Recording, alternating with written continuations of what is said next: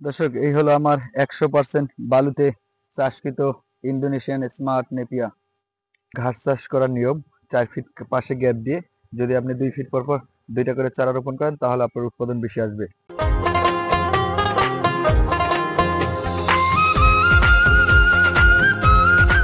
আসসালামু আলাইকুম দর্শক, আশা করি সবাই ভালো আছেন। আমি আপনাদের খুব ভালো আছি। আমি আইয়ুব খান, ভাই বোন ফার্ম হাউস, মুলাদি উপজেলা, বরিশাল। এই হলো আমার চাষকৃত ইন্দোনেশিয়ান স্মার্ট নেপিয়া, যেটা 100% বালুতে চাষ করা। 1 সপ্তাহ আগে এই জমিতে মেডিসিন প্রয়োগ করছি ঘাসের আগাছা মারার জন্য। তো কি হয়েছে, কি ধরনের আগাছা মারছি, কি ধরনের ওষুধ মারছি এবং কতটুকু কার্যকর হয়েছে, এগুলো নিয়ে আজকে আলোচনা করব। এবং এই আগাছা মারণে কি লাভ হয়েছে, ক্ষতি হয়েছে, এগুলো নিয়েই আশা করি পুরো ভিডিও জুড়ে থাকবেন। 100% বালু জমিতে আপনারা চাইলে এই ধরনের ঘাসগুলো চাষ করতে পারেন। এগুলোকেই বলা হয় উচ্চ ফলনশীল একটি ঘাস। বিশেষ করে ডেইরি খামারিদের জন্য এই ঘাসটা খুবই উপকারী, কারণ 22 থেকে 27% প্রোটিন এবং ঘাসের গোড়া থেকে আগা পর্যন্ত নরম থাকে। এক ঝোপে অধিক পরিমাণ ঘাস হয় এবং ঘাস খুব নরম। দেখেন কি পরিমাণ ঘাস, এবং খুব নরম এই ঘাসের। যেমন ঝাড়া ঘাসের তুলনায় এই ঘাসটা আপনার 3 মাস 4 মাসও শক্ত হয় না এবং প্রোটিন পার্সেন্টেজ কমে থাকে না। যেমন এই ঘাসটা আপনার গরুকে খাওয়ালে কি হবে, দুধের পার্সেন্টেজ বেশি আসবে, দুধের কোয়ালিটি ভালো আসবে, উৎপাদন বেশি আসবে, আপনার গরু ভালো থাকবে। আমরা যেমন বাঙালি মাছে ভাতে বাঙালি খাইতে ভালোবাসি, ভাত মাছ, গরু এর জন্য ভোজন প্রাণী। যত ঘাস দিবেন তত আপনার চাহিদা অনুযায়ী ও আপনার উৎপাদন দেবে, দুধ বেশি দেবে, মোটা তাজা হবে এবং খামারও লাভবান হবেন। তো দর্শক, আপনারা আজকের ভিডিওতে দেখবেন কিভাবে আমি এই ঘাসটা চাষ করলাম এবং এই ঘাসটা আপনারা কিভাবে চাষ করবেন, A to Z এগুলো নিয়ে আলোচনা করব। এবং ঘাসের জমির আগাছা আপনারা কিভাবে পরিষ্কার করবেন, এগুলোই। আমি এই জমিতে পাশে 4 ফিট গ্যাপ দিছি। গ্যাপ দিয়া আপনার 1 ফিট পর পর একটা করে কাটিং রোপণ করছি।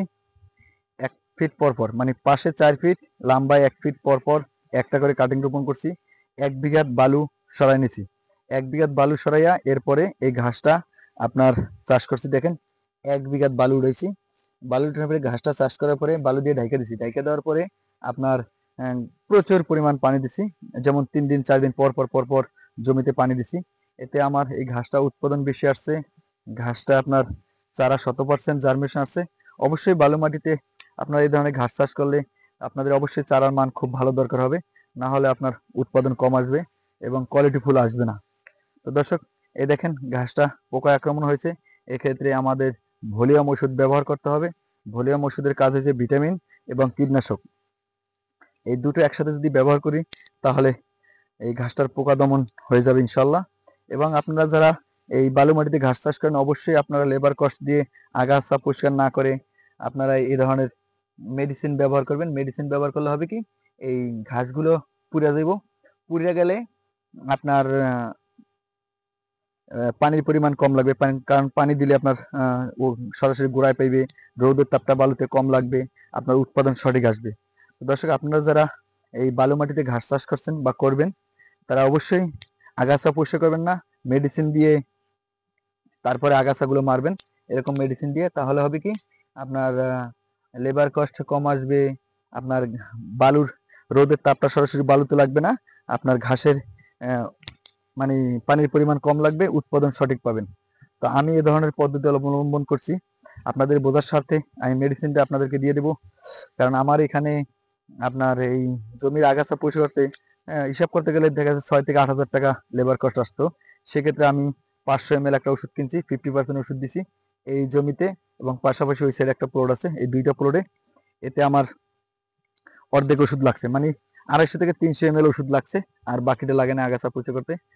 দর্শক, আপনারাও এ ধরনের পদ্ধতি অবলম্বন করে এই ঘাসটা চাষ করতে পারেন, এই উচ্চ ফলনশীল ঘাস। এবং অবশ্যই অবশ্যই এই বালু মাটিতে যারা আপনার ঘাস চাষ করবেন তারা আগাছা না পরিষ্কার করে মেডিসিন ব্যবহার করবেন। মেডিসিন ব্যবহার করলে আপনার লেবার কস্ট কম আসবে, আপনার ঘাসের গোড়ায় পানি কম দিতে হবে, সবকিছুর পরিমাণ কম আসবে। কারণ লেবার কস্ট সেভ করতে না পারলে আপনি খামারে লাভবান হবেন না। দর্শক, আমি এখানে এই যে আজকে 1 সপ্তাহ আগে এই ঘাস মারার জন্য, মানে আগাছা ঘাস মারার জন্য ওষুধ ব্যবহার করছি। দেখেন 80 থেকে 90% মরে গেছে। এখন যদি আমি এখানে আর একটা ডোজ দিতে পারি তাহলে 100% আমার এই ঘাসগুলো আগাছাগুলো নষ্ট হয়ে যাবে।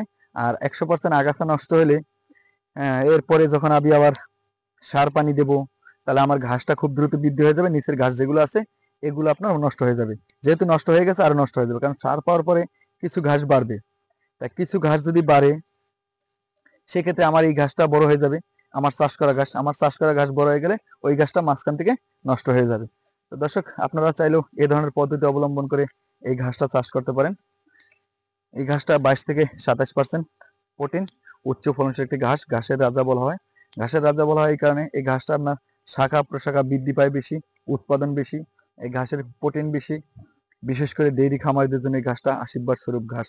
দেখেন, ঘাসটা কিন্তু আমার অন্য ঘাসের তুলনায় কিন্তু এই ঘাসটা একটু লালসা ভাব আছে, কারণ আমি 1 মাস আগে এটা সার প্রয়োগ করছি আর পানি দিছি। কারণ এই আগাছা পরিষ্কার করার জন্য, এই দেখেন এই আগাছা পরিষ্কার করার জন্য এখানে ওষুধ প্রয়োগ করছি, যার কারণে আমি অনেকদিন আগে সার দেওয়া বন্ধ করছি এবং পানি দেওয়া বন্ধ করছি। এখন আরেকটা ডোজ যদি দিই, তাহলে আজকে আর একটা ডোজ দিব, আজকে আর একটা ডোজ দিলে হবে কি 1 সপ্তাহ 10 দিন পরে যখন সব মরে যাব, এরপর আপনার পানি দেবো, সার দেবো, তখন এই ঘাসগুলো মেঘের মতো কালো হয়ে বৃদ্ধি পাবে ইনশাআল্লাহ। তো যাই হোক দর্শক, আপনারা চাইলেও এ ধরনের পদ্ধতি অবলম্বন করতে পারেন ইনশাআল্লাহ। আজকের মতো এখানে বিদায় নিচ্ছি। সবাই ভালো থাকবেন, দোয়া করবেন। আল্লাহ হাফেজ।